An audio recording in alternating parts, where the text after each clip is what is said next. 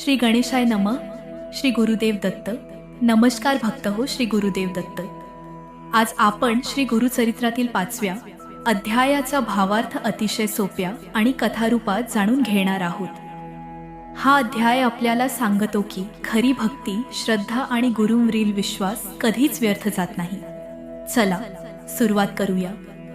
खूप वर्षांपूर्वी आंध्र प्रदेशातील पीठापूर या पवित्र नगरीत अप्पलराज शर्मा आणि त्यांची धर्मपत्नी सुमती माता राहत होते. दोघेही अत्यंत सात्विक, धर्मनिष्ठ आणि भगवान दत्तात्रेयांचे परमभक्त होते. त्यांच्या घरी धनाची कमतरता नव्हती, पण एक दुःख त्यांना सतत पोचत होते. त्यांना असा पुत्र हवा होता जो धर्माचा प्रसार करेल आणि समाजाचे कल्याण करेल.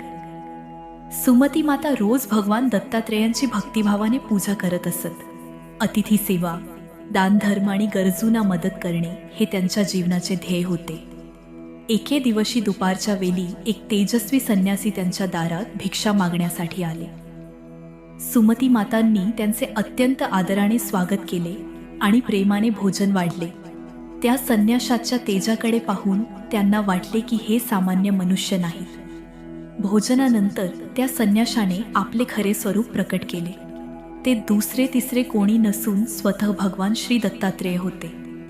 भगवान दत्तात्रेय सुमती मातांच्या भक्तीवर अत्यंत प्रसन्न झाले.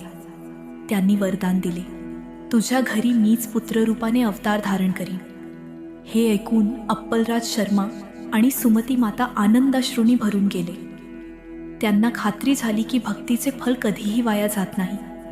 काही कालानंतर शुभ मुहूर्तावर त्यांच्या घरी एका तेजस्वी बालकाचा जन्म झाला.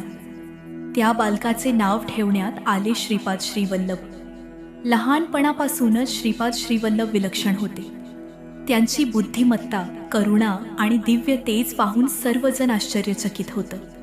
वेद, शास्त्रे आणि धर्मग्रंथांचे ज्ञान त्यांना अगदी सहज प्राप्त झाले. त्यांच्या दर्शनाने लोकांच्या मनातील दुःख दूर होत असे. अनेकांना त्यांच्या कृपेने संकटातून मुक्ती मिळू लागली. त्यामुळे लोकांना समजू लागले की हे साधे बालक नसून साक्षात भगवान दत्तात्रेयांचा अवतार आहेत. या अध्यायातून आपल्याला एक मोठा संदेश मिळतो. देवाला संपत्तीची गरज नसते, तर शुद्ध मनाची आणि निस्वार्थ भक्तीची गरज असते. जे भक्त श्रद्धेने गुरूंची सेवा करतात त्यांच्यावर गुरुकृपा नक्कीच होते. आपल्या जीवनात कितीही अडचणी आल्या तरी गुरूंवरील विश्वास सोडू नये.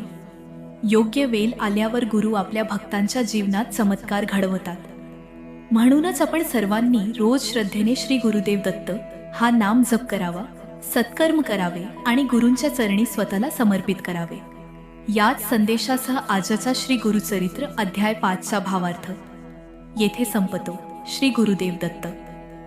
जर हा भावार्थ तुम्हाला आवडला असेल तर व्हिडिओला लाईक करा, शेअर करा आणि अशाच श्री गुरुचरित्राच्या पुढील अध्यायांचे भावार्थ ऐकण्यासाठी आपल्या चॅनलला नक्की सबस्क्राईब करा. श्री गुरुदेव दत्त.